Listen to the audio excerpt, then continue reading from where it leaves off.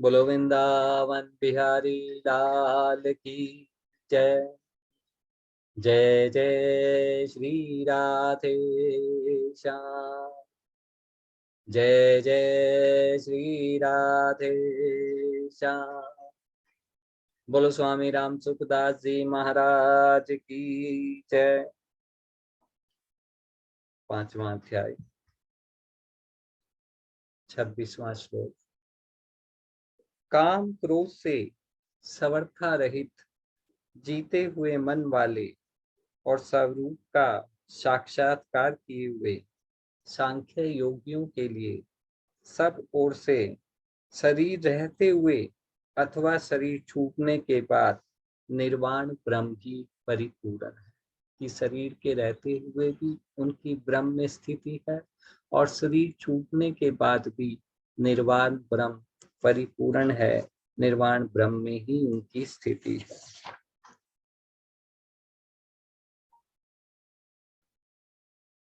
भगवान इन पदों से कहना चाह रहे हैं कि सिद्ध महापुरुषों में काम क्रोध आदि दोषों की गंध भी नहीं रहती, निमित्त मात्र भी नहीं रहता। काम क्रोध आदि दोष उत्पत्ति विनाशशील भौतिक पदार्थों असत पदार्थों के संबंध से उत्पन्न होते हैं। जब हमारा भौतिक पदार्थों से संबंध बना रहता है, जब हमारा शरीर इंद्रियां मन बुद्धि आदि से संबंध बना रहता है, उन्हीं से काम क्रोध आदि उत्पन्न होते हैं। सिद्ध महापुरुष को उत्पत्ति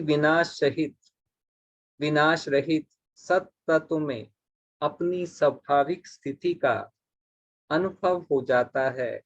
अतः उत्पत्ति विनाशशील भौतिक पदार्थों से उसका संबंध सर्वथा नहीं रहता। भौतिक पदार्थों से उसका कोई संबंध ही नहीं रहता। उसके अनुभव में अपने कहलाने वाले शरीर अंतःकरण सहित संपूर्ण संसार के साथ अपने संबंध का सर्वथा अभाव हो जाता है। उसका ना कोई शरीर से संबंध रहता, ना कोई संसार से संबंध रहता। एक परम पिता परमात्मा ही पूर्ण रहते हैं, तो सारे संसार के साथ उसके संबंध का सर्वथा अभाव हो जाता है। और जब संसार के साथ संबंध का अभाव हो जाए तो काम क्रोध आदि विकार उत्पन्न ही कैसे हो सकते हैं। काम क्रोध आदि विकार तो तभी उत्पन्न होते हैं जब हमारा संसार से संबंध बना रहता है। यदि काम क्रोध सूक्ष्म रूप से भी हो तो अपने को जीवन मुक्त मान लेना भ्रम ही है। यदि सूक्ष्म गंध भी रह जाती है तो फिर साधक जीवन मुक्त नहीं हो सकता। साधन करने से काम क्रोध कम होते हैं, ऐसा साधकों का अनुभव है कि साधना करने से काम क्रोध कम होते हैं। जो चीज कम होने वाली होती है वह मिटने वाली होती है। अतः जिस साधन से ये काम क्रोध कम होते हैं, उसी साधना से ये काम क्रोध मिट भी जाते हैं। साधना करने वालों का यह अनुभव होता है कि नंबर 1 तो काम क्रोध आदि दोष पहले जितना जल्दी आते थे उतनी जल्दी अब नहीं आते। जब साधना चल रही है, साधना निरंतर हो रही है, तो काम क्रोध आदि दोष पहले जितना जल्दी आते थे उतना जल्दी अब नहीं आते। नंबर 2, पहले जितने वेग से आते थे उतने वेग से अब नहीं आते। पहले क्या है, जब काम क्रोध का वेग आता था तो मनुष्य का विवेक पूरी तरह नष्ट हो जाता था और उसे काम क्रोध के अलावा और कुछ दिखाई नहीं देता था। लेकिन साधना करने से उनका वेग कम हो जाता है। उतने वेग से वो हमारे बुद्धि पर, हमारे मन पर कंट्रोल नहीं कर पाते। पहले जितनी देर ठहरते थे उतनी देर अब नहीं ठहरते हैं। पहले साधना से पहले क्या होता है, मनुष्य को छोटी छोटी बातें भी विचलित कर देती हैं, लेकिन जब वो साधना में उच्च स्थिति में होता है तब उसे छोटी मोटी घटनाएं उतना विचलित नहीं कर पाती हैं, या उतना देर तक विचलित नहीं कर पाती है। वह अपने विवेक के द्वारा उनका समाधान खोज लेता है। कभी कभी कभी कभी साधक को ऐसा भी प्रतीत होता है कि काम क्रोध का वेग पहले से भी अधिक आ गया।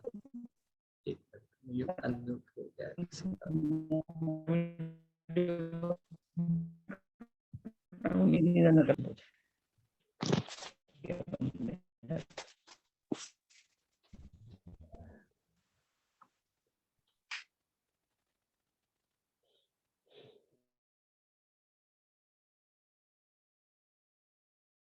इसका कारण यह है कि पहले साधन करने से भोग सत्य तो मिटती चली गई और पूर्ण अवस्था प्राप्त नहीं हुई। कि कभी कभी साधक को ये भी लगता है कि काम क्रोध का वेग पहले से भी अधिक हो गया है, पहले से भी बढ़ गया है। इसका कारण यही है कि साधन करने से भोग आसक्ति, भोगों में जो आसक्ति थी मिटती चली गई और पूर्ण अवस्था वो प्राप्त नहीं हो गई। अंतःकरण शुद्ध होने से थोड़े काम क्रोध भी साधक को अधिक प्रतीत होते हैं। कभी कभी जब उसका अंतःकरण शुद्ध हो गया है, भोगों की आसक्ति मिट गई है, तो थोड़ा सा काम क्रोध भी साधक को अधिक प्रतीत होने लगता है, अधिक लगने लगता है। कोई मन के विरुद्ध कार्य करता है तब साधक को बुरा लगता है, पर साधक उसकी परवाह नहीं करता। बुरा लगने के भाव का भीतर संग्रह होता रहता है कि हमारे मन मुताबिक कोई काम नहीं होता, तो साधना में कभी कभी हम उसकी परवाह तो नहीं करते, लेकिन वो भीतर में संग्रह होता रहता है और अंत में थोड़ी सी बात पर भी कभी कभी जोर से क्रोध आ जाता है, क्योंकि भीतर जो संग्रह हुआ था वह एक साथ बाहर निकल जाता है। इससे दूसरे व्यक्ति को भी आश्चर्य होता है कि इतनी थोड़ी सी बात पर इसे इतना क्रोध कैसे आ गया। कभी कभी वृत्तियां ठीक होने से साधक को ऐसा प्रतीत होता है, ऐसा महसूस होता है कि मेरी पूर्ण अवस्था हो गई, मुझे पूर्ण अवस्था की प्राप्ति हो गई। परंतु वास्तव में जब तक पूर्ण अवस्था का अनुभव करने वाला है तब तक पूर्ण अवस्था हुई ही नहीं। जब तक दो है, एक पूर्ण अवस्था को ये महसूस कर रहा है कि मुझे पूर्ण अवस्था प्राप्त हो गई और पूर्ण अवस्था तो दो हो गए, तो जब तक व्यक्तित्व बना हुआ है कि मुझे पूर्ण अवस्था प्राप्त हो गई, तब तक भगवान कहते हैं कि पूर्ण अवस्था प्राप्त नहीं हुई। क्योंकि पूर्ण अवस्था प्राप्त होने के बाद कोई जानने वाला शेष ही नहीं रहता कि मुझे पूर्ण अवस्था प्राप्त हुई है। सब एक हो जाता है, फिर दो नहीं रहते हैं। जब तक असत्य का संबंध रहता है तब तक मन वश में नहीं होता। बोले जब तक असत, मैंने भौतिक पदार्थों से, विनाशी पदार्थों से, संसार से संबंध बना हुआ है, तब तक मन वश में नहीं रहता। असत के संबंध समर्था न रहने से महापुरुषों को का कहने वाला मन स्वतः अपने आप वश में होता है।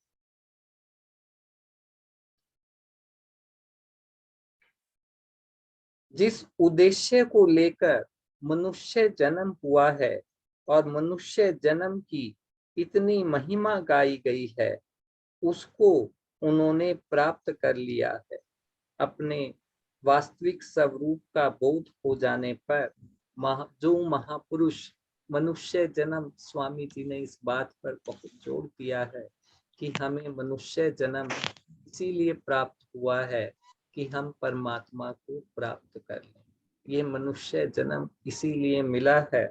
तो यदि मनुष्य जन्म की इतनी महिमा गाई गई है और यदि उसने वास्तविक बोध को, वास्तविक ज्ञान को प्राप्त कर लिया है, तो उन्हीं उन्हीं महापुरुषों का यहाँ जिक्र किया गया है कि शरीर के रहते हुए अथवा शरीर छूटने के बाद नित्य निरंतर वे महापुरुष शांत ब्रह्म में स्थित रहते हैं। शरीर के रहते हुए भी जिन्होंने परमात्मा को प्राप्त कर लिया, फिर उनका शरीर से कोई संबंध नहीं रहा, शरीर से, संसार से सर्वथा संबंध विच्छेद हो गया, उनकी स्वरूप में स्थिति हो गई। फिर चाहे शरीर रहे या शरीर छूट जाए, वे महापुरुष तो ब्रह्म में ही स्थित रहते हैं।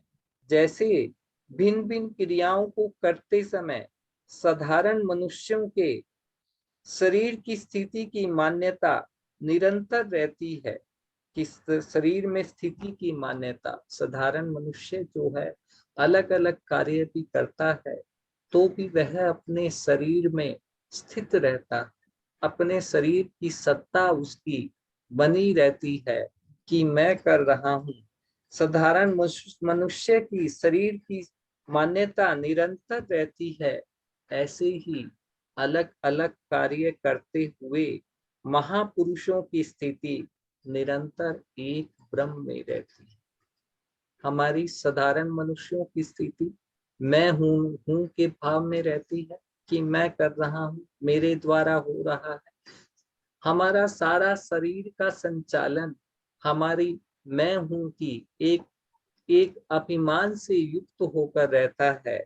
ऐसे ही महापुरुषों की सारी क्रियाओं को करते समय निरंतर ब्रह्म में एक स्थिति रहती है।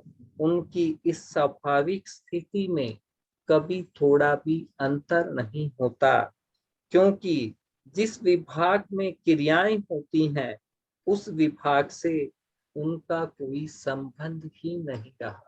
कि जिस विभाग में मैंने जिस शरीर से क्रियाएं होती हैं उससे उनका सर्वथा संबंध विच्छेद हो गया है, गुण ही गुणों में बरत रहे हैं। ये हमने पीछे विस्तार में पढ़ा था, विस्तार से पढ़ा था कि महापुरुष के जो स्वाभाविक कर्तव्य कर्म होते हैं वो अपने आप पूर्ण होते हैं, अपने आप उनकी क्रियाएं स्वाभाविक चलती रहती हैं, लेकिन उनकी जो स्थिति है वो निरंतर ब्रह्म में बनी रहती है, एक ब्रह्म में, चाहे शरीर रहे या शरीर ना रहे। 27वां 28वां श्लोक। बाहर के पदार्थों को बाहर ही छोड़कर, अब वो कैसे स्थिति को प्राप्त करते हैं? जो तत्व योगी, ज्ञान योगी, कर्म योगी प्राप्त करना चाहते हैं, उस स्थिति को कैसे प्राप्त करते हैं? बाहर की पदार्थों को बाहर ही छोड़कर और नेत्रों की दृष्टि को भौहों के बीच में आज्ञा चक्र में स्थित करके तथा नासिका में विचरने वाले प्राण और अपान वायु को सम करके, जिसकी इंद्रियां, मन और बुद्धि अपने वश में है, जो केवल मोक्ष परायण है, मोक्ष की इच्छा वाला है, तथा जो इच्छा, भय और क्रोध से सर्वथा रहित है, वह मुनि सदा मुक्त ही है। परमात्मा की सिवाय सब पदार्थ ब्राह्य हैं, कि एक परमात्मा को छोड़कर जितने भी पदार्थ हैं वो सारे पदार्थ बाहर हैं, और बाहरी पदार्थों को बाहर ही छोड़ देने का अर्थ है कि मन से बाहरी विषयों का चिंतन न करे, मन से बाहरी पदार्थों का चिंतन न करे, बाहरी पदार्थों के संबंध का त्याग कर्म योग में सेवा के द्वारा कि कर्म योगी जो है दूसरों के हित के लिए कर्म करके सेवा के द्वारा वह बाहरी पदार्थों से उसका संबंध विच्छेद हो जाता है और ज्ञान योग में विवेक के द्वारा किया जाता है। यहाँ भगवान ध्यान योग के द्वारा बाहरी पदार्थों से संबंध विच्छेद की बात कह रहे हैं कि ध्यान योग के द्वारा, ध्यान योग में एकमात्र परमात्मा का ही चिंतन होने से बाहरी पदार्थों से विमुखता हो जाती है कि जब ध्यान अवस्था में साधक बैठता है तो उसको एकमात्र परमात्मा का ही चिंतन रहता है, तो बाहरी पदार्थों से वह विमुख हो जाता है, विमुखता हो जाती है।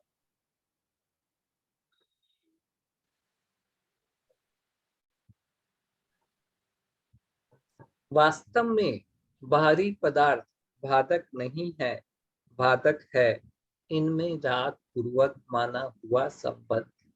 हमने उनसे जो संबंध जोड़ लिया है, मैं मेरेपन का भाव कर लिया है, ये भारी पदार्थों में जो ये संबंध है, यही यही सबसे बड़ा साधना में बाधक है। इस माने हुए संबंध का त्याग करने से ही, संबंध का त्याग करने के लिए ही ये श्लोक कहा गया है कि दृष्टि को दोनों भौहों के बीच में रखते हुए, आज्ञा चक्र में स्थित रखते हुए, और दृष्टि को नासिका के अग्र भाग पर रखना है। दृष्टि को भौहों के बीच में रखना अथवा दृष्टि को नासिका के अग्र भाग पर रखना, ये दोनों ही स्थान लिए जाते हैं, दोनों ही अर्थ लिए जा सकते हैं। ध्यान काल में जब ध्यान में साधक होता है तब नेत्रों को सर्वथा बंद रखने से निद्रा आने की संभावना रहती है कि जब वो नेत्रों को सर्वथा बंद रखता है तब तो निद्रा आने की संभावना रहती है, और नेत्रों को सर्वथा खुला रहने से, सामने दृश्य रहने से, उस दृश्य के बारे में संकल्प विकल्प की संभावना रहती है। यदि हम सर्वथा बंद रखते हैं, पूरी तरह बंद रखते हैं, तो हमें नींद आने की संभावना रहती है, और यदि हम पूरा खुला रखते हैं तो हमें सामने जो कुछ भी दिखाई दे रहा है उसके बारे में संकल्प विकल्प की संभावना रहती है। इन दोनों प्रकार के दोषों को दूर करने के लिए आधे मुदे में नेत्रों को और दृष्टि को दोनों भौहों के बीच में स्थापित करने के लिए कहा गया। इन दोनों अवस्थाओं को दूर करने के लिए साधक को भगवान ने यहाँ कहा है कि दृष्टि को दोनों भौहों के बीच में, आधे खुले हुए नेत्रों को दृष्टि का दोनों भौहों के बीच में स्थापित करने के लिए कहा गया है। नासिका से बाहर निकलने वाली वायु को प्राण और नासिका के भीतर जाने वाली वायु को अपान कहते हैं। प्राण वायु की अति दीर्घ और अपान वायु की गति लघु होती है। प्राण वायु जो होते हैं, हम तीव्र गति से सांस लेते हैं और छोड़ते हैं, वो आहिस्ता आहिस्ता छोड़ते हैं। इन दोनों को सम करने के लिए पहले बाईं नासिका से अपान वायु को भीतर ले जाकर दाईं नासिका से प्राण वायु को बाहर निकाल। ये ध्यान की विधि भगवान ने बहुत बार गीता में समझाई है, और सबसे उच्चतम विधि जो है वो यही है कि दोनों को सम करने के लिए पहले बाईं नासिका से अपान वायु को भीतर ले जाकर दाईं नासिका से प्राण वायु को बाहर निकालें, फिर दाईं नासिका से अपान वायु को भीतर ले जाकर बाईं नासिका से प्राण वायु को बाहर निकालें। और इन सब क्रियाओं में बराबर समय लगना चाहिए कि भीतर जाने में और बाहर निकलने में समय जो है वो समान लगना चाहिए। इस प्रकार लगातार अभ्यास करते रहने से प्राण और अपान वायु की गति शांत, सम, शांत और सूक्ष्म हो जाती है, तब नासिका के बाहर और भीतर द्वारा कंठ आदि देश में वायु के स्पर्श का ज्ञान न हो, तब समझना चाहिए कि प्राण अपान की गति समान हो गई है, कि लगातार अभ्यास करने से समान हो जाती है। और जब वायु का कंठ आदि देशों में स्पर्श का ज्ञान न हो, पता न चले, तब समझना चाहिए कि वायु सम हो गई है। और दोनों की गति सम होने पर मन में स्वाभाविक ही परमात्मा का चिंतन होने लगता है। जब प्राण वायु और अपान वायु की गति समान हो जाती है, कि जितना हम प्राण वायु लेते हैं जितना हम अपान वायु लेते हैं, उतना ही प्राण वायु छोड़ते हैं, और हमारा लक्ष्य परमात्मा प्राप्ति का है, तो परमात्मा का चिंतन स्वाभाविक होने लगता है। ध्यान योग में इस प्राणायाम की आवश्यकता होने से ही इसका यहाँ इस श्लोक में उल्लेख किया गया है। प्रत्येक मनुष्य में एक तो इंद्रियों का ज्ञान रहता है और एक बुद्धि का ज्ञान। इंद्रियों और बुद्धि दोनों के बीच में मन का निवास। हमारी 5 ज्ञान इंद्रियां हैं, उन्हीं के द्वारा हम सारे विषयों को अनुभव करते हैं। कानों से सुनकर, आंखों से देखकर, नासिका से सूंघकर, त्वचा से स्पर्श कर कर और रसना के द्वारा ग्रहण कर कर। मनुष्य को देखना यह है कि उसके मन पर इंद्रियों के ज्ञान का प्रभाव है या बुद्धि के ज्ञान का। इंद्रियों के ज्ञान का प्रभाव, कि इंद्रियों को सब विषय अच्छे लगते हैं तो उनका प्रभाव है, या बुद्धि के ज्ञान का प्रभाव। आंशिक रूप से दोनों के ज्ञान का प्रभाव। इंद्रियों के ज्ञान में संयोग का प्रभाव पड़ता है और बुद्धि के ज्ञान में परिणाम का। जिस मनुष्य के मन पर केवल इंद्रियों के ज्ञान का प्रभाव है, वे संयोग जन्य सुख भोग में ही लगे रहते हैं। कि जिस पर खाली इंद्रियों के ज्ञान का प्रभाव है, वह उसकी ये कामना रहती है कि मुझे ज्यादा से ज्यादा सुख की प्राप्ति हो, ऐश्वर्य की प्राप्ति हो। वो सुख भोग में ही लगे रहते हैं। और जिनके मन पर बुद्धि के ज्ञान का प्रभाव है, वे परिणाम की ओर दृष्टि रहने से भी सुख भोग करने में समर्थ हो जा दृष्टि रहने से सुख भोग का त्याग करने में समर्थ हो जाते हैं। प्राय सभी साधकों के मन पर आंशिक रूप से इंद्रियां और बुद्धि दोनों के ज्ञान का प्रभाव रहता है। थोड़ा प्रभाव इंद्रियों के ज्ञान का रहता है, थोड़ा प्रभाव बुद्धि के ज्ञान का रहता है। इसलिए मन में इंद्रियों तथा बुद्धि के ज्ञान का द्वंद्व चलता रहता है। कि मन में जो है, कभी इंद्रियों हम विषयों की ओर आकर्षित होते हैं, तो कभी बुद्धि हमारा जो विवेक है वो मना करता है कि हमें विषयों की ओर नहीं जाना है, वह रोकता है। तो ये द्वंद्व जो है चलता रहता है। इसलिए वे अपने विवेक को महत्व नहीं दे पाते। और जब मन में द्वंद्व रहता है तो विवेक को महत्व नहीं दे पाते, और जो करना चाहते हैं उसे कर भी नहीं पाते। यह द्वंद्व ही ध्यान में बाधक है। ये जो द्वंद्व है यही ध्यान में बाधक है। अतः यहाँ मन बुद्धि तथा इंद्रियों को वश में करने का अर्थ है कि मन पर केवल बुद्धि के ज्ञान का प्रभाव रह जाए, इंद्रियों के ज्ञान का प्रभाव सर्वथा मिट जाए।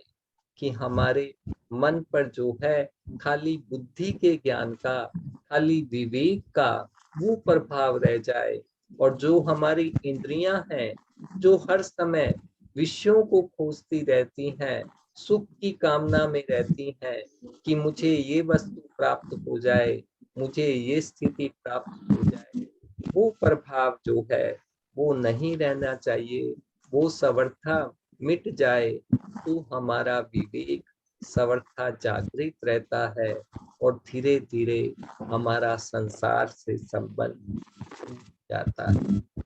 आज इतना ही। बोलो वृंदावन बिहारी लाल की जय। जय जय श्री राधे।